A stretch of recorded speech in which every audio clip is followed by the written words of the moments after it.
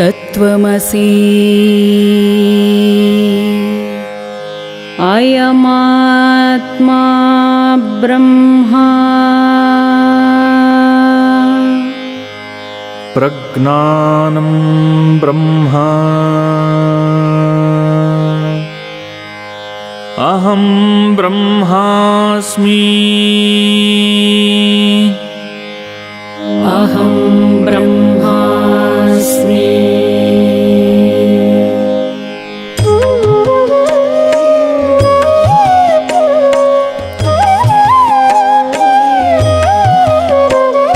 क्षीरबागी नमिಸುವೆನು ಶಂಕರ ಪದಾಂಬುಜಕ್ಕೆ ಪರಮಾತ್ಮನಿರವನ್ನು ತೋರಿದ ಯತಿಗೆ ಕ್ಷೀರಬಾಗಿ ನಮಿಸುವೆನು ಶಂಕರ ಪದಾಂಬುಜಕ್ಕೆ ಪರಮಾತ್ಮನಿರವನ್ನು ತೋರಿದ ಯತಿಗೆ ಧರೆಗಿಳಿದು ಬಂದಂಥ ಶಿವನ ಸ್ವರೂಪರಿಗೆ ಅಧ್ಯಾತ್ಮದರಿವಿತ್ತ ಸದ್ಗುರುವಿಗೆ ಅಧ್ಯಾತ್ಮದರಿವಿತ್ತ ಸದ್ಗುರುವಿಗೆ ಶ್ರೀ ಶಂಕರಾಚಾರ್ಯ ಗುರುವರಗೆ ನಮನ ಶ್ರೀ ಶಂಕರಾಚಾರ್ಯ ಗುರುವರಗೆ ನಮನ ಶ್ರೀ ಶಂಕರಾಚಾರ್ಯ ಗುರುವರಗೆ ನಮನ ಶ್ರೀ ಶಂಕರಾಚಾರ್ಯ ಗುರುವರಗೆ ನಮನ.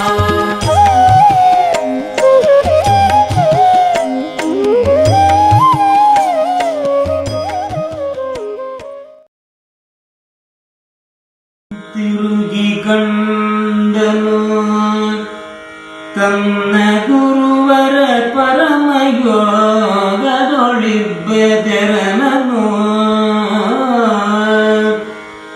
ತಿರುಗಿ ಕಂಡನು ತನ್ನ ಗುರುವರ ಪರಮಯೋಗದೊಳಿಬ್ಬೆದರನನು ವರಜಲ ಗರ್ಜನದ ಮಂತ್ರವ ಜಪಿಸಿ ಶಂಕರನೋ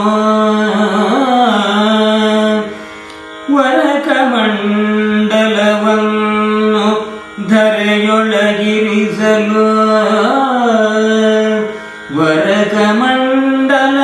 ವರಕಮಂಡಲವನ್ನು ಧರೆಯೊಳಗಿರಿಸಲಾಕ್ಷಣ ಬಹಳ ರಭಸದಿ ಹರಿವರೇವ ತಟಿನಿಯೋ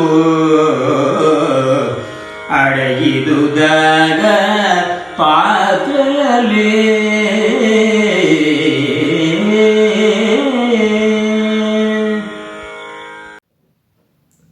ಮಳೆಯು ಬಿರುಗಾಳಿ ಸಹಿತವಾಗಿ ಜೋರಾಗುತ್ತಲೇ ಇತ್ತು. ನದಿಯ ಅಕ್ಕಪಕ್ಕದಲ್ಲಿರುವಂತಹ ಮರಗಳು ಬುಡ ಸಹಿತವಾಗಿ ಕಿತ್ತು ನದಿಯಲ್ಲಿ ಬಿದ್ದು ತೇಲಿ ಬರ್ತಾ ಇದ್ವು. ನದಿಯ ತೀರದಲ್ಲಿ ತಪೋನಿರತರಾಗಿದ್ದಂತಹ ಕೆಲವು ಯತಿಗಳು ಕೂಡ ಆ ಪ್ರವಾಹದ ಸುಳಿಗೆ ಸಿಲುಕಿ ತೇಲಿ ಹೋಗ್ತಾ ಇದ್ದರು. ನರ್ಮದಾ ನದಿಯು ಪ್ರಳಯ ಕಾಲದ ಸಮುದ್ರದಂತೆ ಭೋರ್ಗರೆಯುತ್ತಾ ತನ್ನ ದಡಗಳಿಗೆ ಅಪ್ಪಳಿಸುತ್ತಾ ಹರಿಯುತ್ತಾ ಇತ್ತು. ಆ ನದಿಯ ತೀರದಲ್ಲಿರುವ ಪ್ರಾಣಿ ಸಂಕುಲಗಳು, ಪಕ್ಷಿಗಳು ಎಲ್ಲವೂ ಕೂಡ ಪ್ರವಾಹದಲ್ಲಿ ತೇಲಿ ಹೋಗ್ತಾ ಇದ್ವು. ಭಯಂಕರವಾದ ಮೊಸಳೆಗಳು ಕೂಡ ತೇಲಿ ಬರ್ತಾ ಇದ್ವು. ಹೀಗೆ ಜೋರಾಗಿ ಮಳೆ ಸುರಿಯುತ್ತಿರುವಾಗ ನರ್ಮದೆಯ ತೀರದಲ್ಲಿದ್ದಂತಹ ಬ್ರಾಹ್ಮಣರೇ ವಾಸಿಸುತ್ತಿದ್ದ ಅಗ್ರಹಾರಕ್ಕೂ ಕೂಡ ಆ ನದಿಯ ಪ್ರವಾಹ ಬರಲು ಪ್ರಾರಂಭಿಸಿತು. ಹಲವಾರು ತಪೋವನಗಳನ್ನು ಈ ನದಿಯು ತನ್ನ ಪ್ರವಾಹದಲ್ಲಿ ಕೊಚ್ಚಿಕೊಂಡು ಹೋಗ್ತಾ ಇತ್ತು. ಇದನ್ನೆಲ್ಲವೂ ವೀಕ್ಷಿಸುತ್ತಿದ್ದರು ಶಂಕರಾಚಾರ್ಯರು. ಆ ಸಂದರ್ಭದಲ್ಲಿ ಶಂಕರರ ಗುರುಗಳಾದಂತಹ ಗೋವಿಂದ ಭಗವತ್ಪಾದರು ಸಮಾಧಿ ಸ್ಥಿತಿಯಲ್ಲಿದ್ದರು. ಅವರಿಗೆ ಇಹದ ಯಾವ ಜ್ಞಾನವೂ ಇರಲಿಲ್ಲ. ಇದನ್ನು ಅರಿತಂತಹ ಶಂಕರರು ತಮ್ಮ ಸಮಸ್ತ ಲೋಕಕ್ಕೆ ಬಂದು ಒದಗಿದಂತಹ ಆಪತ್ತನ್ನು ಹೇಗಾದರೂ ದೂರ ಮಾಡಬೇಕು ಎಂದು ಆಲೋಚಿಸಿ ತಮ್ಮ ದಿವ್ಯಶಕ್ತಿಯಿಂದ ಜಲಾಕರ್ಷಣ ಮಂತ್ರವನ್ನು ಜಪಿಸಿದರು. ತಮ್ಮ ಕೈಯಲ್ಲಿರುವಂತಹ ಕಮಂಡಲುವನ್ನು ಆ ನದಿಯ ಪ್ರವಾಹಕ್ಕೆ ಅಡ್ಡಲಾಗಿಟ್ಟಿದರು. ಏನು ಆಶ್ಚರ್ಯ! ಇಡೀ ಊರನ್ನೇ ಆಪೋಷಣಗೊಂಡಿದ್ದ ಆ ಜಲಪ್ರವಾಹವು ಒಂದು ಕ್ಷಣದಲ್ಲಿಯೇ ಆ ಕಮಂಡಲುವಿನಲ್ಲಿ ಸೇರಿ ಮಾಯವಾಗಿ ಹೋಯಿತು. ಕುಂಭ ಸಂಭವನಂದು ತನ್ನ ಕರಾಂಬುಜವನರಳಿಸುತ್ತ ನೆರೆ ಸಪ್ತಾಂಬುನಿಧಿಯನು ಸೆಳೆದು ಜಠರದೊಳ್ ಇಳುವಿದಂದದಲ್ಲಿ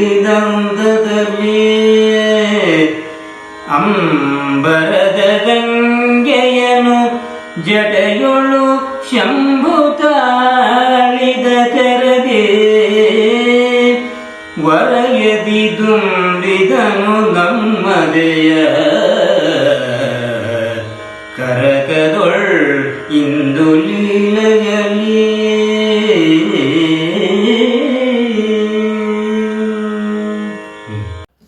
ಶಂಕರಾಚಾರ್ಯರ ಈ ಅಗಟ್ಯ ಘಟನಾ ಶಕ್ತಿಯನ್ನು ನೋಡಿದ ಜನರು ಆಶ್ಚರ್ಯಚಕಿತರಾದರು. ಮಹಾತ್ಮರ ಜೀವನದಲ್ಲಿ ಇಂತಹ ಘಟನೆಗಳು ನಡೆಯುವುದು ಸಹಜ. ಹಾಗಾಗಿಯೇ ಅವರನ್ನು ಮಹಾತ್ಮರು ಎಂದು ಕರೀತಾರೆ. ಇಲ್ಲಿ ಕವಿಗಳು ಎರಡು ದೃಷ್ಟಾಂತವನ್ನು ಕೊಡ್ತಾರೆ. ಒಂದು ಕುಂಭ ಸಂಭವನು ಅಂದರೆ ಅಗಸ್ತ್ಯ ಅಂತ ಅರ್ಥ. ಕುಂಭ ಅಂದರೆ ಮಡಿಕೆ, ಸಂಭವ ಅಂದರೆ ಹುಟ್ಟಿದವನು. ಕುಂಭದಲ್ಲಿ ಮಡಿಕೆಯಲ್ಲಿ ಹುಟ್ಟಿದವನನ್ನು ಕುಂಭ ಸಂಭವ ಎಂದು ಕರೀತಾರೆ. ಒಮ್ಮೆ ಅಗಸ್ತ್ಯ ಮಹರ್ಷಿಗಳು ಸಪ್ತ ಸಮುದ್ರದ ನೀರನ್ನು ಆಪೋಷಣಗೊಂಡಿದ್ದರಂತೆ. ಆಚಮನ ಮಾಡುವ ಉದ್ದೇಶದಿಂದ ತಮ್ಮ ಕೈ ಎಂಬ ಕಮಲದಲ್ಲಿಯೇ ಸಪ್ತ ಸಾಗರದ ನೀರನ್ನೂ ಕುಡಿದು ಸಾಗರವನ್ನು ಬರಿದಾಗಿಸಿದ್ದರು. ಇನ್ನೊಮ್ಮೆ ಭಗೀರಥ ತನ್ನ ಪಿತೃಗಳಿಗೆ ತರ್ಪಣವನ್ನು ಕೊಡುವ ಉದ್ದೇಶದಿಂದ ಅವರಿಗೆ ಸದ್ಗತಿಯನ್ನು ಒದಗಿಸುವ ಒಂದು ಉದ್ದೇಶದಿಂದ ಗಂಗೆಯನ್ನು ಭೂಮಿಗೆ ತರಲು ಪ್ರಯತ್ನಿಸಿ ಬ್ರಹ್ಮನನ್ನು ಕುರಿತು ತಪಸ್ಸನ್ನು ಆಚರಿಸಿದ. ಇವನ ತಪಸ್ಸಿಗೆ ಮೆಚ್ಚಿದಂತಹ ಬ್ರಹ್ಮ ಗಂಗೆಯನ್ನು ಭೂಮಿಗೆ ಕಳಿಸಲು ಒಪ್ಪುತ್ತಾನೆ. ಆ ಬ್ರಹ್ಮನ ಆಣತಿಯಂತೆ ಗಂಗೆ ಆಕಾಶ ಮಾರ್ಗವಾಗಿ ಭೂಮಿಯ ಕಡೆಗೆ ಬರ್ತಾಳೆ. ಬರುವಾಗ ಗಂಗೆಗೊಂದು ಅಹಂಕಾರ ಇತ್ತು. ನಾನು ನನ್ನ ಪ್ರವಾಹದಿಂದ ಆ ಶಿವನನ್ನು ಕೂಡ ಕೊಚ್ಚಿಕೊಂಡು ಭೂಮಿಗೆ ಹೋಗುತ್ತೇನೆ ಎಂದು ಜೋರ ರಭಸವಾಗಿ ಆಕಾಶದಲ್ಲಿ ಗಂಗೆ ಬರ್ತಾ ಇತ್ತು.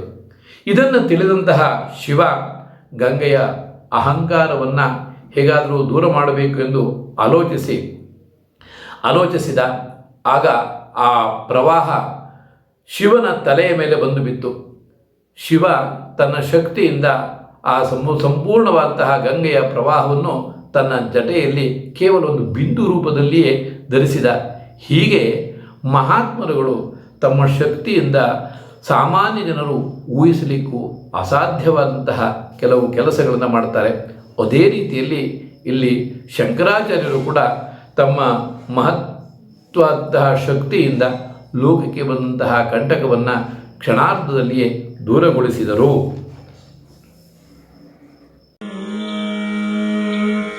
ಬಳಿಕಲ ನದಿಯೋ ಉಗ್ರಭಾವವು ಸಲಸು ಶಾಂತದೆತ್ತುದೋ ಬಳಿಕಲ ನದಿಯ ಉಗ್ರಭಾವವು ಸಲಸು ಶಾಂತದೆತ್ತುದೋ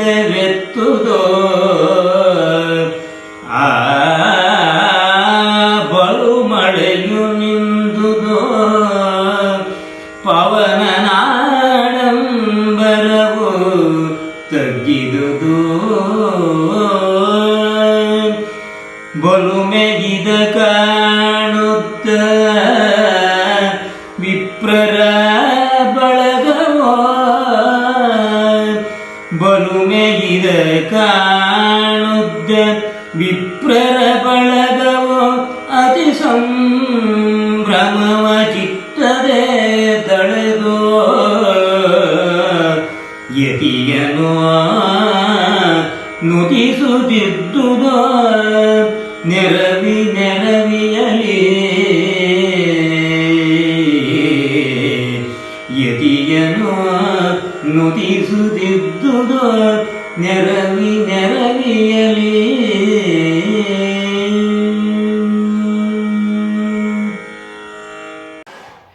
ಹೀಗೆ ಶಂಕರಾಚಾರ್ಯರು ತಮ್ಮ ದಿವ್ಯ ಶಕ್ತಿಯಿಂದ ಬಂದೊದಗಿದಂತಹ ಆಪತ್ತನ್ನು ದೂರ ಮಾಡಿದರು.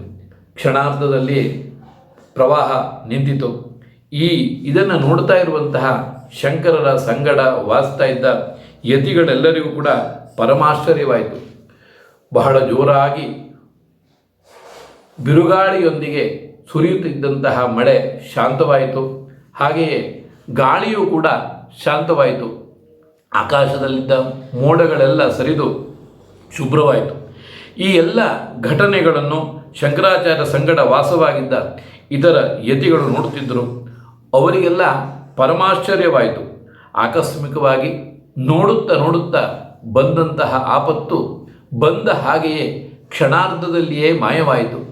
ಇದನ್ನು ತಿಳಿದಂತಹ ನೋಡುತ್ತಾ ಇದ್ದಂತಹ ಯತಿಗಳು ಸಾಲಾಗಿ ಬಂದು ಶಂಕರರನ್ನು ಕುರಿತು ಅವರ ಸ್ತುತಿಯನ್ನು ಮಾಡಲು ಪ್ರಾರಂಭಿಸಿದರು. ಶಂಕರರ ಸಂಗಡವೇ ಇದ್ದಂತಹ ಆ ಯತಿಗಳು ಈ ಶಂಕರರ ಅಮಾನುಷವಾದಂತಹ ಶಕ್ತಿಯನ್ನು ನೋಡಿ ಯತಿಗಳು ಮನಸ್ಸಿನಲ್ಲಿಯೇ ಸಂತೋಷವನ್ನು ಹೊಂದುತ್ತಾ ಶಂಕರರ ಪೂಜೆಯನ್ನು ಮಾಡಲಿಕ್ಕೆ ಪ್ರಾರಂಭಿಸಿದರು. ಒಂದು ದಿನ ಗೋವಿಂದ ಪಾದನು ಸಂಗ ಶಿಷ್ಯನ ಯತಿವರೇಣ್ಯನ. ಒಂದು ದಿನ ಗೋವಿಂದ ಪಾದನು ಸಂದ ಶಿಷ್ಯನ ಯತಿವರೇಣ್ಯನ ಬಂಧುರ ಪ್ರೀತಿಯಲ್ಲಿ ಕರೆದು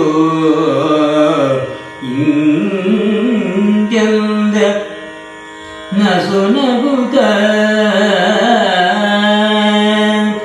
ಕಂದ ಕೇಳೋ ಈ ಶರದಿ ಗಗನವನಿಂದು ನೋಡಲು ಕಂದಗೆ ಈ ಶರದಿ ಗಗನವನಿಂದು ನೋಡಲು ಅಭಿನ್ನವಾಗಿಗ ಚಂದದಲ್ಲಿ ತೋರುವುದೋ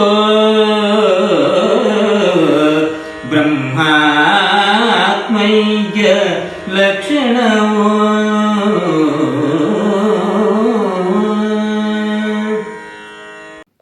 ಇಷ್ಟೆಲ್ಲ ಅವಘಡಗಳು ಆ ತಪೋವನದಲ್ಲಿ ಸಂಭವಿಸಿದರೂ ಕೂಡ ಸಮಾಧಿ ಸ್ಥಿತಿಯಲ್ಲಿದ್ದಂತಹ ಗೋವಿಂದ ಭಗವತ್ಪಾದರಿಗೆ ಇದರ ಅರಿವೇ ಇರಲಿಲ್ಲ. ಕ್ಷಣಕಾಲವಾದ ಮೇಲೆ ಗೋವಿಂದ ಭಗವತ್ಪಾದರು ಸಮಾಧಿ ಸ್ಥಿತಿಯಿಂದ ಹೊರಗಡೆ ಬರುತ್ತಾರೆ. ಆಗ ಅವರಿಗೆ ಇಲ್ಲಿ ನಡೆದಂತಹ ಎಲ್ಲ ಘಟನೆಗಳು ಅರಿವಾಗುತ್ತವೆ. ದಕ್ಷಯಜ್ಞವನ್ನು ಧ್ವಂಸ ಮಾಡಿದ ಪರಶಿವನೇ ಶಂಕರರು ಎನ್ನುವುದನ್ನು ಇವರು ಮನಗಾಣುತ್ತಾರೆ. ಶಂಕರರಿಗೆ ಬಹಳ ಸಂತೋಷದಿಂದ ತನ್ನಲ್ಲಿರುವಂತಹ ಎಲ್ಲ ವಿದ್ಯೆಗಳನ್ನು ತಿಳಿ ಹೇಳಲು ಅಥವಾ ಅವರಿಗೆ ದಾರ ಎರೆಯಲು ಇವರು ಆರಂಭಿಸ್ತಾರೆ. ಹೀಗಿರುವಾಗ ಒಂದು ದಿನ ಶಂಕರಾಚಾರ್ಯರನ್ನು ತಮ್ಮ ಹತ್ತಿರಕ್ಕೆ ಕರೆದು ಅವರಿಗೆ ಉಪದೇಶವನ್ನು ಮಾಡಲಿಕ್ಕೆ ಪ್ರಾರಂಭಿಸಿದರು. ಶಂಕರ, ಆಕಾಶವನ್ನು ನೋಡು, ಇವತ್ತು ಶರತ್ಕಾಲ, ಆಕಾಶ ಎಷ್ಟು ಶುಭ್ರವಾಗಿದೆ. ಎಲ್ಲಿ ನೋಡಿದರೂ ಕೂಡ ವಿಶಾಲವಾದಂತಹ ಒಂದೇ ಒಂದು ಆಕಾಶ ಕಂಡುಬರುತ್ತದೆ. ಇದೇ ರೀತಿಯಲ್ಲಿ ಪರಿಪೂರ್ಣನಾಗಿರುವಂತಹ ಬ್ರಹ್ಮ ಹಾಗೂ ಜೀವಾತ್ಮ ಎರಡು ಅಭಿನ್ನವಾಗಿವೆ, ಅಂದರೆ ಒಂದೇ ಆಗಿವೆ. ಅವುಗಳಲ್ಲಿ ಭೇದವಿಲ್ಲ. ಪರಬ್ರಹ್ಮ ಮತ್ತು ಆತ್ಮ ಎರಡೂ ಐಕ್ಯವಾಗಿವೆ ಎಂಬುದನ್ನು ತಿಳಿದುಕೊಳ್ಳಬೇಕು. ಈ ರೀತಿಯಾಗಿ ಗೋವಿಂದ ಭಗವತ್ಪಾದರು ಶಂಕರಾಚಾರ್ಯರಿಗೆ ಬ್ರಹ್ಮಾತ್ಮೈಕ್ಯವನ್ನು ಬೋಧಿಸುತ್ತಿದ್ದರು. ವಾರಿದಂಗಳ ಬಾಧೆಯಿಲ್ಲದೆ ತೋರುದಿಗ ಬಹುಶುಭ್ರದ ಭ್ರದಿ. ವಾರಿದಂಗಳ ಬಾಧೆಯಿಲ್ಲದೆ ತೋರುದಿಗ ಬಹುಶುಭ್ರದ ಭ್ರದಿ. ನೀರಜಾರಿಯು ಪರಮಕಾಂತಿಯ ತಳೆದೋ ತೋರ್ಬಂದೆ. ಭೂರಿ ಮಾಯಾವರಣ ತೊಲಗಿಗ ಸಾರ ನಿರ್ಮಲ ಹೃದಯ ಮಧ್ಯದೆ. ಭೂರಿ ಮಾಯಾವರಣ ತೊಲಗಿಗ ಸಾರ ನಿರ್ಮಲ ಹೃದಯ ಮಧ್ಯದೆ. ತೋರುವುದು ಪರತತ್ವ ಬೋಧ ಚಂದ್ರ ಬಿಂಬವದೋ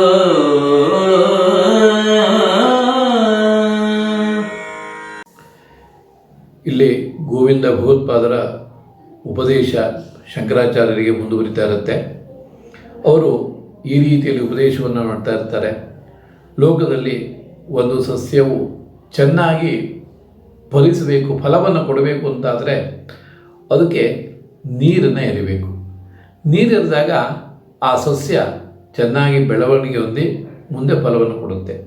ಅದೇ ರೀತಿಯಲ್ಲಿ ಲೋಕದಲ್ಲಿ ಮನುಷ್ಯನು ಕೂಡ ಒಬ್ಬ ಉತ್ತಮ ವ್ಯಕ್ತಿಯಾಗಬೇಕು ಅಂತಾದರೆ ಅವನಿಗೆ ಸದುಪದೇಶವೆಂಬಂತಹ ಜಲಧಾರೆಯನ್ನು ಹರಿಸಬೇಕು.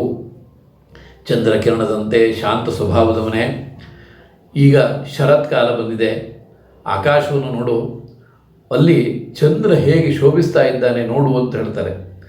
ಇಲ್ಲಿ ಕವಿಗಳು ಚಂದ್ರ ಎನ್ನುವ ಬದಲಿಗೆ ನೀರಜಾರಿ ಎಂಬ ಒಂದು ಉತ್ತಮವಾದ ಪದವನ್ನು ಬಳಸಿದ್ದಾರೆ. ನೀರಜಾರಿ ಅಂತಂದರೆ ಚಂದ್ರ ಅಂತ ಅರ್ಥ. ನೀರಜ ಎಂದರೆ ನೀರಿನಲ್ಲಿ ಹುಟ್ಟಿರುವಂತಹದ್ದು, ನೀರಿನಲ್ಲಿ ಹುಟ್ಟಿರುವಂತಹದ್ದು ಕಮಲ. ಆ ಕಮಲದ ಅರಿ ಅಂದರೆ ಶತ್ರು ಯಾರು ಅಂತಂದರೆ ಚಂದ್ರ. ಯಾಕೆಂದರೆ ಚಂದ್ರೋದಯವಾಗ್ತಾ ಇದ್ದಂತೆ ಕಮಲಗಳು ಮುದುಡಿಕೊಂಡು ಬಿಡ್ತವೆ. ಹಾಗಾಗಿ ಈ ಚಂದ್ರನಿಗೆ ನೀರಜಾರಿ ಅಂತ ಕರೀತಾರೆ. ಹೇಗೆ ಶುಭ್ರವಾದಂತಹ ಆಕಾಶದಲ್ಲಿ ಚಂದ್ರನು ಶೋಭಿಸ್ತಾ ಇರ್ತಾನೋ ಅದೇ ರೀತಿಯಲ್ಲಿ ನಮ್ಮ ಹೃದಯ ಕಮಲದಲ್ಲಿಯೂ ಕೂಡ ಜೀವಾತ್ಮನಿದ್ದಾನೆ. ಅವನನ್ನು ಮಾಯೆ ಎನ್ನುವಂತಹ ಒಂದು ಅಜ್ಞಾನ ಆವರಿಸ್ಕೊಂಡ್ಬಿಟ್ಟಿದೆ. ಹಾಗಾಗಿ ಅವನು ಪ್ರಕಾಶಮಾನವಾಗುವುದಿಲ್ಲ. ಹೇಗೆ ಮೋಡಗಳು ಇಲ್ಲದೇ ಇದ್ದಾಗ ಚಂದ್ರನು ಬಹಳ ಸುಂದರನಾಗಿ ಪ್ರಕಾಶವನ್ನು ಕೊಡ್ತಿರ್ತಾನೋ ಅದೇ ರೀತಿಯಲ್ಲಿ ಮಾಯೆ ಎಂಬ ಅಜ್ಞಾನವನ್ನು ಹೋಗಲಾಡಿಸಿಬಿಟ್ರೆ ಆಗ ನಮ್ಮ ಹೃದಯದಲ್ಲಿರುವಂತಹ ಈ ಆತ್ಮವನ್ನು ಕೂಡ ಸುಂದರನಾಗಿ ಪ್ರಕಾಶಮಾನನಾಗಿ ತನ್ನ ಪ್ರಕಾಶವನ್ನು ಬೀರ್ತಾನೆ ಎನ್ನುವುದನ್ನು ಇಲ್ಲಿ ಗುರುಗಳು ಶಿಷ್ಯನಿಗೆ ಉಪದೇಶಿಸುತ್ತಾರೆ. ವರಸು ಚಂದನ ರಜದ ಮಧ್ಯದ ಸುರುಚಿರದ ಕೌಸ್ತುಭದ ರತ್ನವ, ವರಸು ಚಂದನ ರಜದ ಮಧ್ಯದ ಸುರುಚಿರದ ಕೌಸ್ತುಭದ ರತ್ನವ ಧರಿಸಿಕೊಂಡುರು ತರದ ಕಾಂತಿಯ ನಾಂತು ರಂಜಿಸುವ ಹರಿಯ ವಕ್ಷದ ತೆರದಿ ತೋರ್ಬುದು ಶರದ ಮೇಘದ ನಡುವೆ ಶೋಭಿಪಗರಿಯ ಮಂಡಲದಿಂದ ಕೂಡಿದ ನಭವೋ ಹರಿಯ ವಕ್ಷದ ತೆರೆದ ತೋರ್ಬುದು ಶರದ ಮೇಘದ ನಡುವೆ ಶೋಭಿಪಗರಿಯ ಮಂಡಲದಿಂದ ಕೂಡಿದ ನಭವೋ ನೋಡೆಂದ.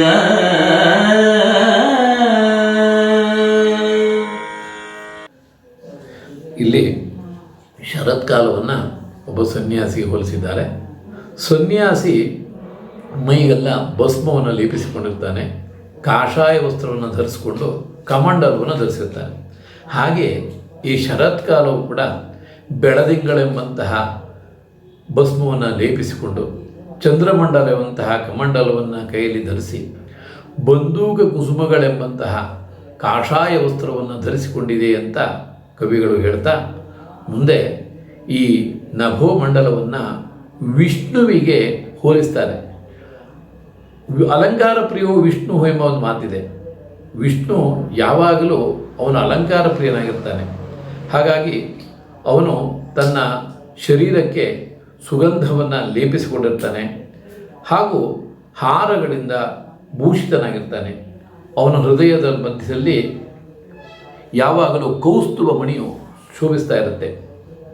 ಈ ಆಕಾಶದಲ್ಲಿಯೂ ಕೂಡ ಚಂದ್ರಮಂಡಲವೆಂಬಂತಹದ್ದೇ ಒಂದು ಕೌಸ್ತುಭ ಮಣಿ. ಅದು ತುಂಬ ಪ್ರಕಾಶಮಾನವಾಗಿದೆ. ಶರದೃತುವಾಗಿರೋದ್ರಿಂದ ಆ ಮೋಡಗಳು ಬಹಳ ವಿರಳವಾಗಿರ್ತವೆ. ಇದ್ರೂ ಕೂಡ ಅದು ಬಿಳಿ ಮೋಡಗಳಾಗಿದ್ದರಿಂದ ಆಕಾಶಕ್ಕೊಂದು ಶೋಭೆಯನ್ನೇ ಕೊಡ್ತಿರ್ತವೆ. ಹಾಗೆ ಇಲ್ಲಿ ಭಸ್ಮ ಯಾವುದು ಅಂತಂದರೆ, ಗಂಧ ಯಾವುದು ಅಂತಂದರೆ ಬೆಳದಿಂಗಳೇ ಗಂಧ. ಬೆಳದಿಂಗಳೆಂಬಂತಹ ಗಂಧವನ್ನು ಇಡೀ ದೇಹಕ್ಕೆ ಆಕಾಶ ಹಚ್ಕೊಂಡಿದೆ. ಮಧ್ಯದಲ್ಲಿ ಚಂದ್ರ ಶೋಭಿಸ್ತಾ ಇದ್ದಾನೆ. ಈ ರೀತಿಯಲ್ಲಿ ಶರತ್ಕಾಲವು ಬಹಳ ಸುಂದರವಾಗಿ ಕಾಣ್ತಾ ಇದೆ ಅಂತ ಕವಿಗಳು ವರ್ಣನೆಯನ್ನು ಮಾಡ್ತಾ ಇದ್ದಾರೆ. ಧ್ಯಾನ ಧಾರಣ ವರ ಸಮಾಧಿಯು ಮೌನ ಮೊದಲಾದ ತುಳಯೋಗದ ಧ್ಯಾನ ಧಾರಣ ವರ ಸಮಾಧಿಯು ಮೌನ ಮೊದಲಾದ ತುಳಯೋಗದ ಅನೂನ ಮಾರ್ಗದಿ ವರ್ಷ ಋತುವಿನ ಕಾಲವನ್ನು ಕಳೆದು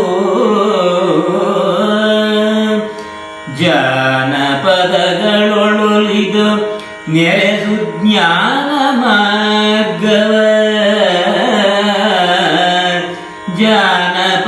ಜಾನಪದಗಳೊಳಿದು ನೆರೆಸು ಜ್ಞಾನ ಮಾರ್ಗವ ಜನಕ್ಕೆ ಬೋಧಿಸ ಮೌನಿಗಳು ಸಂಚರಿಪರೋ ಅನುಪಮ ಶರದ ಕಾಲದಲ್ಲಿ ಅನುಪಮ ಶರದ ಕಾಲದಲ್ಲಿ. ಈ ಪದ್ಯದಲ್ಲಿ ಕವಿಗಳು ಶರತ್ಕಾಲವನ್ನು ಈ ರೀತಿಯಾಗಿ ವರ್ಣಿಸಿದರ ಔಚಿತ್ಯವನ್ನು ವಿವರಿಸ್ತಾರೆ. ಯತಿಗಳಾದವರು ಸಾಮಾನ್ಯವಾಗಿ ವರ್ಷ ಕಾಲವಿಡೀ ಸಂಚಾರ ಮಾಡ್ತಲೇ ಇರ್ತಾರೆ. ಆದರೆ ಈ ಮಳೆಗಾಲದ ಈ ಸಂದರ್ಭದಲ್ಲಿ ಮಾತ್ರ ಪ್ರಾಕೃತಿಕವಾದಂತಹ ವಿರೋಧ ಇರೋದರಿಂದ ಅವರಿಗೆ ಸಂಚಾರ ಮಾಡಲಿಕ್ಕೆ ತೊಂದರೆಯಾಗ್ತಾ ಇರುವುದರಿಂದ ಸಾಮಾನ್ಯವಾಗಿ ಯತಿಗಳು ಎಲ್ಲಿಗೂ ಸಂಚಾರ ಮಾಡದೇನೆ ಒಂದೇ ಸ್ಥಳದಲ್ಲಿ ಕುಳಿತುಕೊಂಡು ತಪಸ್ಸಿನಲ್ಲಿ ಧ್ಯಾನದಲ್ಲಿ ನಿರತರಾಗಿರ್ತಾರೆ. ಅವರು ಆ ಮಳೆಗಾಲದ 4 ತಿಂಗಳುಗಳ ಕಾಲ ಯಮನಿಯಮಾದಿ ಆಸನಗಳನ್ನು ಮಾಡ್ತಾ ಧ್ಯಾನ ಸಮಾಧಿಗಳಲ್ಲಿ ತಲ್ಲೀನರಾಗಿ ಜ್ಞಾನ ಸಂಪಾದನೆಯನ್ನು ಮಾಡಿಕೊಂಡಿರ್ತಾರೆ. ಮೌನ ವ್ರತವನ್ನು ಕೂಡ ಆಚರಿಸ್ತಾ ಇರ್ತಾರೆ. ಇದೆಲ್ಲರ ಉದ್ದೇಶ ಏನು ಅಂತಂದರೆ ಜ್ಞಾನವನ್ನು ಪಡ್ಕೊಳ್ತಕ್ಕಂಥದ್ದು. ಜ್ಞಾನವನ್ನು ಪಡೆಯೋದು ಯಾಕೆ ಅಂತಂದರೆ ಪರೋಪಕಾರಕ್ಕೋಸ್ಕರ. ತಾವು ಪಡೆದಂತಹ ಗಳಿಸಿದಂತಹ ಜ್ಞಾನದಿಂದ ಜನಸಾಮಾನ್ಯರಲ್ಲಿ ಇರುವಂತಹ ಅಜ್ಞಾನವನ್ನು ಹೋಗಲಾಡಿಸಿ ಲೋಕೋಪಕಾರವನ್ನು ಮಾಡಲಿಕ್ಕೋಸ್ಕರವೇ ಈ ಯತಿಗಳು ಮಳೆಗಾಲದ 4 ತಿಂಗಳುಗಳನ್ನು ಉಪಯೋಗಿಸ್ಕೊಳ್ತಾರೆ. ಇದಕ್ಕೆ ಚಾತುರ್ಮಾಸ್ಯ ವ್ರತ ಅಂತ ಕರೀತಾರೆ. ಇದು ಸನ್ಯಾಸಿಗಳಿಗೆ ಒಂದೇ ಅಲ್ಲ, ಗೃಹಸ್ಥರಿಗೂ ಇರುವಂತಹ ವ್ರತ. ಸಾಮಾನ್ಯವಾಗಿ ಗೃಹಸ್ಥನಿಗೆ ಈ ವ್ರತವನ್ನು ಮಾಡಲಿಕ್ಕೆ ಅಸಾಧ್ಯವಾಗಿದ್ದರೆ, ಆದರೆ ಯಾವ ಯತಿಗಳು ಚಾತುರ್ಮಾಸ್ಯವನ್ನು ಆಚರಿಸ್ತಾರೋ ಅಂತಹ ಯತಿಗಳಿಗೆ ತಮ್ಮ ವ್ರತವನ್ನು ಆಚರಿಸಲಿಕ್ಕೆ ಅನುಕೂಲವಾಗುವ ಹಾಗೆ ಮಾಡಿಕೊಡ್ತಾ ಆ ಸಂದರ್ಭದಲ್ಲಿ ಅವರಿಗೆ ಭಿಕ್ಷಾ ಸಮರ್ಪಣೆಗಳನ್ನು ಮಾಡ್ತಾ ಸಹಕರಿಸಿದರೂ ಕೂಡ ಆ ಗೃಹಸ್ಥನ ಜನ್ಮ ಸಾರ್ಥಕವಾಗುತ್ತೆ. ಇದೇ ರೀತಿಯಲ್ಲಿ ಯತಿಗಳು ಈ 4 ತಿಂಗಳುಗಳ ಕಾಲ ಯಾವ ಜ್ಞಾನ ಸಂಪಾದನೆಯನ್ನು ಮಾಡ್ತಾರೋ ಅದನ್ನು ಮುಂದೆ ಜನರಿಗೆ ತಿಳಿಸ್ತಾ ಜನರಲ್ಲಿರುವಂತಹ ಅಜ್ಞಾನವನ್ನು ಹೋಗಲಾಡಿಸ್ತಾ ಲೋಕೋಪಕಾರವನ್ನು ಮಾಡಲಿಕ್ಕೋಸ್ಕರ ಅವರು ಸಂಚಾರವನ್ನು ಆರಂಭಿಸ್ತಾರೆ ಎನ್ನುವುದನ್ನು ಕವಿಗಳು ಇಲ್ಲಿ ಬಹಳ ಸ್ಪಷ್ಟವಾಗಿ ವರ್ಣಿಸಿದ್ದಾರೆ. ಘೋರತರ ಭವ ಮರಣವೆನಿಬ ವಿಕಾರದಾವಾಗ್ನಿಯನು ನಂದಿಸೆ ಘೋರತರ ಭವ ಮರಣವೆನಿಬ ವಿಕಾರದಾವಾಗ್ನಿಯನು ನಂದಿಸೆ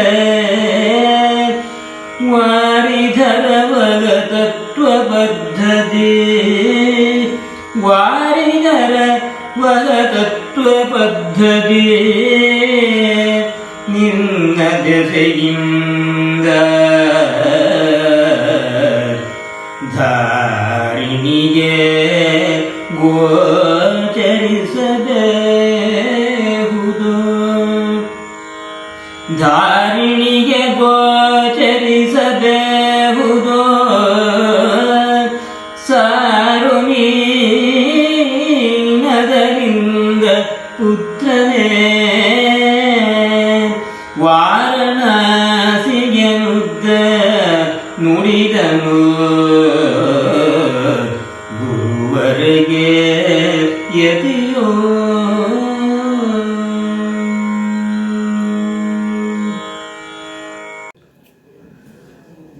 ಗೋವಿಂದ ಭಗವತ್ಪಾದರು ಶಂಕರಾಚಾರ್ಯರಿಗೂ ಕೂಡ ಈಗ ಶರತ್ಕಾಲ ಬಂದಿದ್ದರಿಂದ ನೀನು ಈ ಆಶ್ರಮವನ್ನು ಬಿಟ್ಟು ಹೊರಡಲಿಕ್ಕೆ ಸರಿಯಾದಂತಹ ಸಮಯ ಎನ್ನುವುದನ್ನು ತಿಳಿಸ್ತಾ ಇದ್ದಾರೆ. ಈ ಸಂಸಾರ ಎನ್ನುವಂತಹದ್ದು ಸುಖ ದುಃಖಗಳಿಂದ ಕೂಡಿರುವಂತಹದ್ದು. ಇದರಲ್ಲಿ ಸಂಸಾರದಲ್ಲಿ ಸುಖ ದುಃಖ ಯಾವುದು ಅಂತಂದರೆ ಜನನ ಮರಣಗಳೇ ಸುಖ ದುಃಖಗಳು. ಈ ಜನನ ಮರಣಗಳೆಂಬಂತಹ ಒಂದು ಚಕ್ರಕ್ಕೆ ಈ ಸಂಸಾರಿಗಳಂತ ನಾವು ಸಿಲುಕಿ ಹಾಕ್ಕೊಡ್ತೇವೆ. ಇದನ್ನು ಇಲ್ಲಿ ಕವಿಗಳು ಒಂದು ದಾವಾಗ್ನಿಗೆ ಹೋಲಿಸಿದ್ದಾರೆ. ಜನನ ಮರಣಗಳೆನ್ನುವಂತಹದ್ದು ಒಂದು ದಾವಾಗ್ನಿ ಇದ್ದ ಹಾಗೆ ಅಂತ. ಆ ದಾವಾಗ್ನಿಯನ್ನು ಶಮನಗೊಳಿಸಬೇಕು ಅಂತಾದರೆ ಅದಕ್ಕೆ ಜಲಧಾರೆಯೇ ಬೇಕಾಗುತ್ತೆ. ಹಾಗಾದರೆ ಇಲ್ಲಿ ಸುಖ ದುಃಖಗಳೆನ್ನುವಂತಹ ಅಥವಾ ಸಂಸಾರ ಎನ್ನುವಂತಹ ಈ ದಾವಾಗ್ನಿಗೆ ಜಲಧಾರೆ ಯಾವುದು ಅಂತಂದರೆ ತತ್ವೋಪದೇಶ, ಜ್ಞಾನಾಮೃತ. ಜ್ಞಾನಾಮೃತ ಎನ್ನುವಂತಹದ್ದೇ ಈ ಸಂಸಾರವೆಂಬ ಅಗ್ನಿಯನ್ನು ನಾಶ ಮಾಡ್ತಕ್ಕಂತಹ ಒಂದು ಧಾರೆ.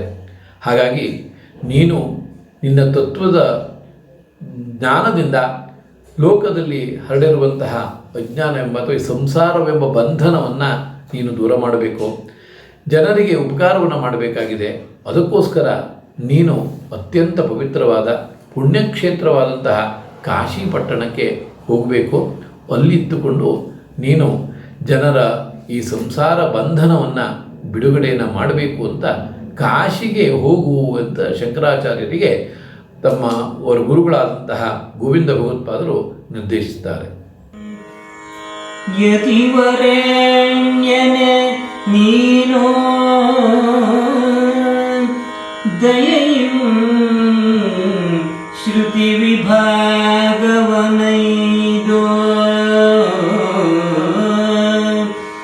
ಯತಿವರೆಣ್ಯನೆ ನೀನು ದಯೆಯು ಶ್ರುತಿ ವಿಭಾಗವನೈದೋ.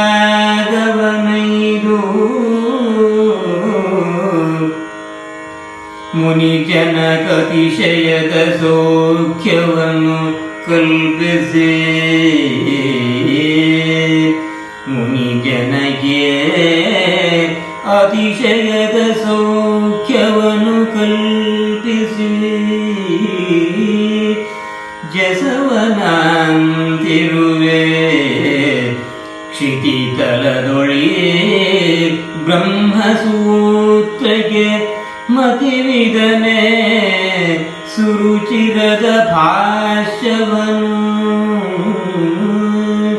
ಕ್ಷಿತಿತಲದೊಳ್ ಈ ಬ್ರಹ್ಮಸೂತ್ರಕ್ಕೆ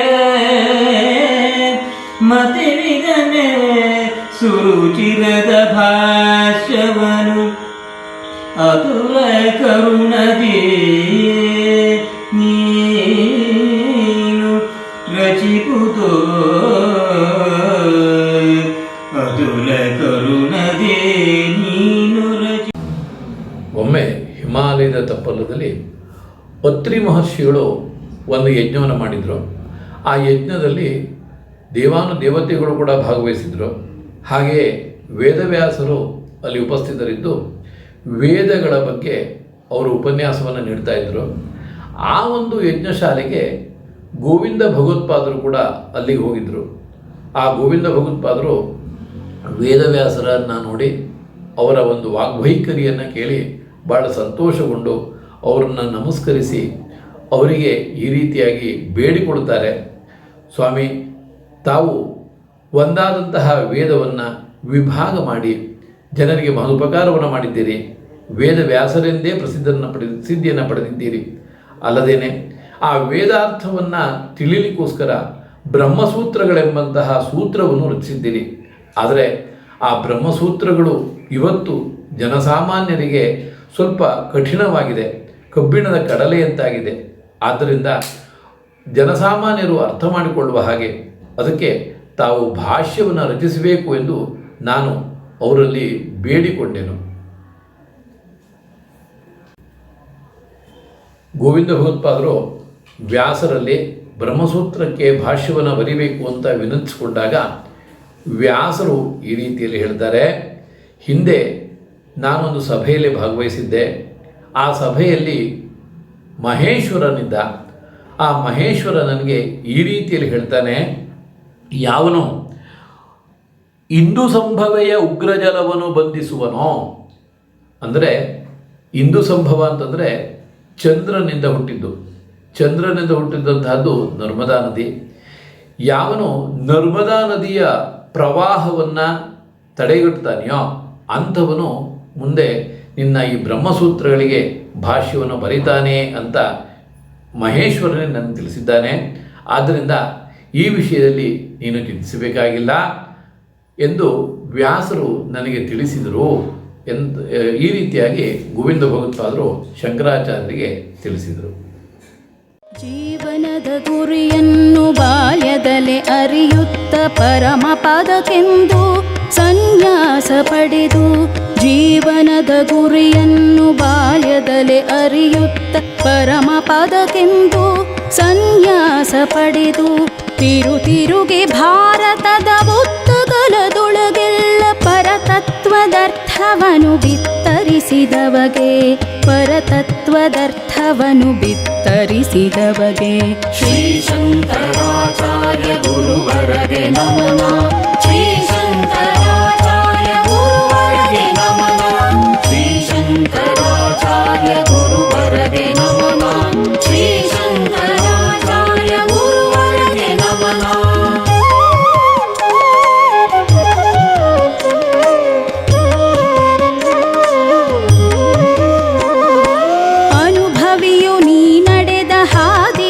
ಗಡಿಯಿಡುವ ಮನವೆನಗೆ ಕೊಡಿರೆನುತ ಬೇಡುವೆನು ಗುರುವೇ.